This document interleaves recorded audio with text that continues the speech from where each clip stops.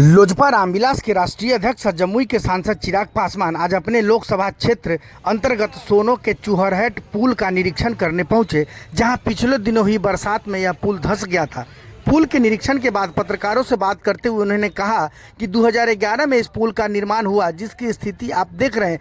जिस तरीके से मुख्यमंत्री जी के शासनकाल में लोगों के जीवन के साथ खिलवाड़ किया जा रहा है, घटिया निर्माण किया जा रहा है, उसी घटिया निर्माण का परिणाम है इस पुल का गिरना।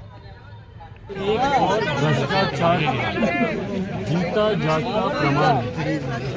जिस प्रदेश के मुख्यमंत्री अपने आप को करप्शन के प्रति जीरो टॉलरेंस की दुहाई देते नहीं थकते, कैसे वो भ्रष्टाचार को टॉलरेट करते हैं, ये उसका उदाहरण है।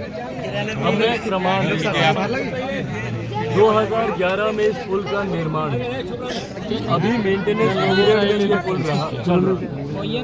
उस दौरान अगर इस पुल के साथ ऐसा हादसा होता है तो इससे दो चीजें सामने आती हैं। या तो इसके निर्माण के दौरान ही इस तरीके की घटिया सामान का इस्तेमाल किया गया, जिसकी वजह से आज ये पुल इस हालत में, और या फिर जो लंबे समय से स्थानीय लोग भी जिस बात को लेकर आंदोलन करते रहे, हम लोगों ने भी उस आंदोलन में उनका साथ दिया, उनकी बात को प्रदेश सरकार तक पहुंचाने का काम। बार बार वो आग्रह कर रहे थे कि जो बालू का खनन यहाँ पे हो, उसको इस पुल के आसपास होने से रोका जाए। स्थानीय ग्रामीण आग्रह करते गए, आंदोलन करते गए, कर करके थक गए, पर राज्य सरकार के कान पर जूं तक नहीं लगी। और उन्हीं दोनों चीज़ों का परिणाम है, भ्रष्टाचार का परिणाम है। और जिस तरीके से अवैध बालू खनन को जो स्थानीय प्रशासन के संरक्षण में बिहार के हर जिले में पनप रहा, उसका परिणाम है कि आज इस तरीके से क्षतिग्रस्त हुआ। अगर उस खनन को होने से रोका जाता तो संभवतः फिर भी उस पिलर को कुछ बल मिलता। अगर शुरुआत में ही इतने मजबूत सामग्री का इस्तेमाल किया जाता तो मेंटेनेंस पीरियड रहने के बावजूद पुल इस तरीके से धराशायी नहीं होता। ये दर्शाता है कि किस तरीके से मुख्यमंत्री नीतीश कुमार जी के शासन में लोगों की जान के साथ खिलवाड़ किया जाता है। इंफ्रास्ट्रक्चर डेवलपमेंट के नाम पे इस तरीके का इंफ्रास्ट्रक्चर तैयार किया जा रहा है जो आज बनते हैं और कल जर्जर हो जाते हैं। कितने ऐसे बांध हैं जो तटबंध हर साल ये लोग बांध को बनाने के नाम पर जो ये इस्तेमाल करते हैं कि भाई पानी, बाढ़ का पानी कटाव के रास्ते से गांव पंचायतों में ना घुसे। हर साल हजारों करोड़ रुपए की राशि इस तटबंध के निर्माण में इस्तेमाल की जाती है, और एक बाढ़ के पानी में वो तटबंध टूट जाता है। तो इंफ्रास्ट्रक्चर के नाम पे अनेकों ऐसे उदाहरण हैं जो मुख्यमंत्री जी की नाक के नीचे भ्रष्टाचार की देन चढ़ रहे हैं, और मुख्यमंत्री उसको सुनना तक जरूरी नहीं समझता।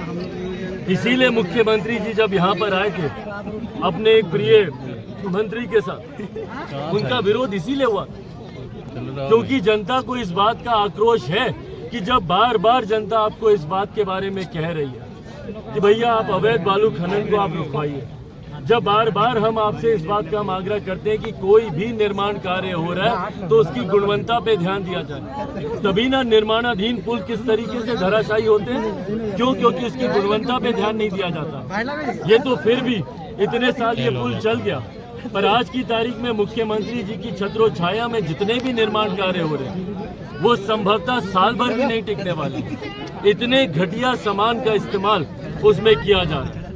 और किस तरीके से मुख्यमंत्री जी उस दिन वादा करके गए कि 1 महीने के भीतर हम इसको ठीक करा देंगे। ये 1 महीने में होने वाला काम है, और 1 महीने में करवाइएगा तो फिर 6 महीने में ये धराशायी आपको मिलेगी। ये ऐसे कार्य हैं जिसको पूरा ध्यान और पूरा समय देके करवाना चाहिए। क्योंकि मुख्यमंत्री गुणवत्ता से इतना समझौता करते हैं, और गुणवत्ता से समझौता क्यों? क्योंकि वहीं पे भ्रष्टाचार के दरवाजे खुलते हैं। अब जब